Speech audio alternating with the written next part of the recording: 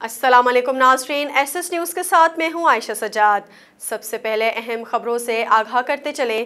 Federal board of revenue (FBR) نے ملک بھر کے 100 سے زائد بڑے ریٹیلرز کے خلاف ایکشن کا فیصلہ کیا ہے۔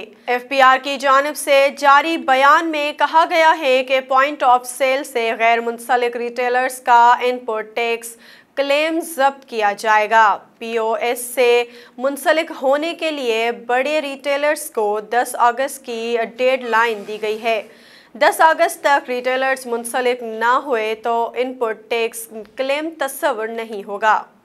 FBR کا کہنا ہے کہ ریٹیلرز کو 60% تک انپوٹ ٹیکس کلیم کرنے کی اجازت تھی۔ بڑے ریٹیلرز کو جولائی 2021 سے منسلک ہونے کی ہدایت کی تھی۔ اعلامیے میں کہا گیا ہے کہ POS سے غیر منسلک ریٹیلرز کی بڑی تعداد کراچی، لاہور، فیصل آباد کی ہے۔